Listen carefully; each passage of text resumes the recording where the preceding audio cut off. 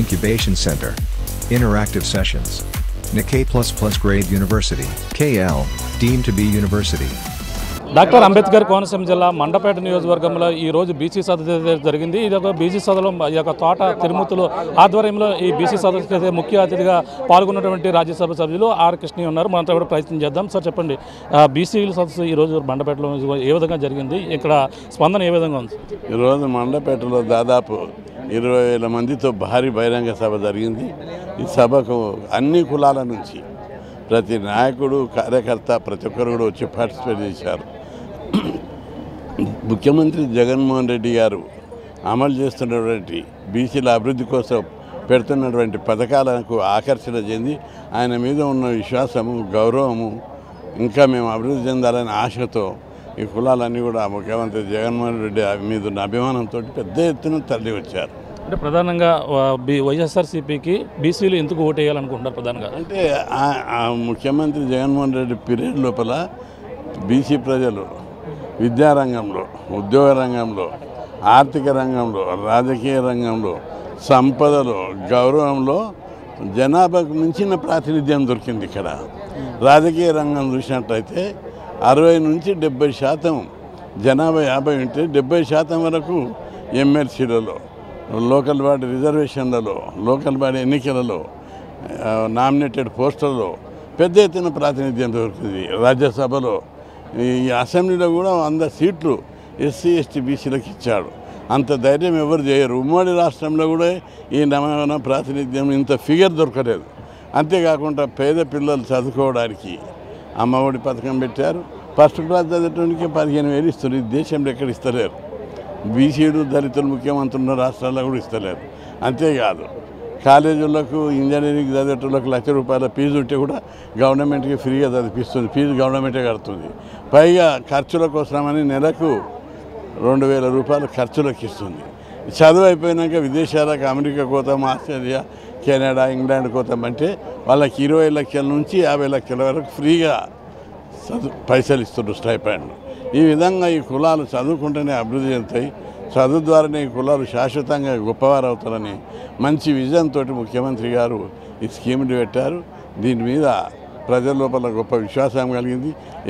ఏ ముఖ్యమంత్రి కూడా ఇట్లా పెట్టారు, దేశంలో ఏ రాష్ట్రంలో ఇటువంటి పథకాలు లేవు అనే విశ్వాసం ప్రజల్లో ఉంది. కాబట్టి ఇంత పెద్ద ఎత్తున మద్దతు లభిస్తుంది. అంటే బీసీల పార్టీ తెలుగుదేశం పార్టీ, బీసీలకి అయితే వెన్నెముక తెలుగుదేశం పార్టీకి చూస్తారు. అటువంటి బీసీలను ఈ యొక్క వైఎస్ఆర్సీపీ మంత్రి చెల్లుబోయిన వేణు మోకాళ్ళ మీద దించబెట్టిందని చెప్పేసి అంటారు. ఈ పరిణామాలు చెల్లుబోయిన గొప్ప నాయకుడు ఆయన, బీసీల పట్ల అంకితభావం. ఇప్పుడు మంత్రి కాక ముందే ఆయన బీసీ నాయకుడు. బీసీల కోసం ఉద్యమాలు చేశాడు. మండల కమిషన్ అప్పుడు, ఆ తర్వాత లోకల్ బాడీ రిజర్వేషన్లు అప్పుడు అనేక బీసీ ఉద్యమాల్లో ఆయన గొప్ప నాయకుడు. ఈ ప్రాంతంలో ఆయన తిడితే బీసీలందరూ ఊరుకోరు, పట్టుకొని తంతారు. ఏమైనా చేసిన తప్పేముంది? బీసీల గురించి పోరాడితే తప్ప, బీసీల అభివృద్ధి చెందాలని కోరడం తప్ప, బీసీల తరఫున మాట్లాడడం తప్ప. చెల్లుబోయిన బీసీల ప్రతినిధి, బీసీల మంత్రి. ఆయనకు బీసీల అన్ని కులాల పూర్తి మద్దతు ఉంటుందని చెప్పి మోకాల మీద ముంచుని అలా శాస్త్ర నమస్కారం పెట్టారు, అలా అంతా తాకట్టు పెట్టారని ప్రతిపక్షాలు విమర్శ చేస్తారు. తప్పది. ఆయనలో ఉన్న టాలెంట్, ఆయనలో ఉన్న అంకితభావాన్ని గుర్తించే ఆయన మంత్రి అయ్యిండు. ఆయన స్టేజ్ మీద మాట్లాడమని ఆయనతోటి ఎవడైనా మాట్లాడతాడేమో పోటీ. పెద్ద స్పీకర్ ఆయన. బీసీ సబ్జెక్టు మీద ఎవరినైనా కూడా ఓడించే సత్తా ఉన్న నాయకుడు చెల్లుబోయి. అంటే పేరుకే కేవలం పదవులు ఇస్తున్నారు, ఆ అధికారం ఏది కూడా ఇవ్వడం లేదని చెప్పేసి ప్రతిపక్షాలు విమర్శిస్తున్నారు. అది తప్పు. ఆయన దమ్మున్న నాయకులను గుర్తించే మంత్రి పదవులు ఇస్తున్నారు. అంటే ప్రధానంగా చూడాలంటే వాలంటీర్ విషయంలో ఎంత కూడా కావాలని ఉద్దేశపూర్వకంగా శవరాజకీయాలు చేస్తున్నారని తెలుగుదేశం పార్టీ చంద్రబాబు నాయుడు కూడా. తెలుగుదేశం పార్టీ అధికారం కోల్పోవడంతో పిచ్చెక్కిపోతుంది వాళ్ళకు.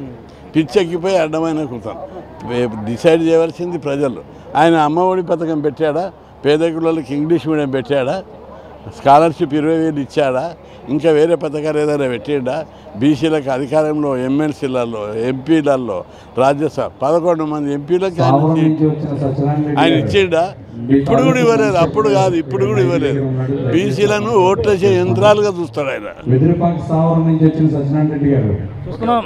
ఇది పరిస్థితి. ప్రధానంగా బీసీల కనుక పెద్దపీట వేసింది కేవలం వైఎస్ఆర్ జగన్మోహన్ రెడ్డి, అలాగే వైసీపీ పార్టీ మాత్రమే. తెలుగుదేశం పార్టీ ఎవరో కూడా పట్టించుకోవడం లేదంటూ, అలాగే భారీ ఎత్తున రాబోయే ఎన్నికల్లో అందరూ కూడా వైసీపీ అందరూ కూడా బీసీలు అండగా ఉన్నారని, రాబోయే ఎన్నికల్లో విజయకేతనం ఎగరబోతుందంటూ ఆ బీసీ నాయకులు ఎవరైతే ఉన్నారో, అలాగే రాజ్యసభ సభ్యులు కృష్ణయ్య చెప్తున్న పరిస్థితి ప్రధానంగా ఉందని చెప్పాలి. ఇది కూడా ఉన్న తాజా పరిస్థితి. కెమెరా రాముతో ప్రకాష్, ఆర్టీవీ, మండపేట నుంచి.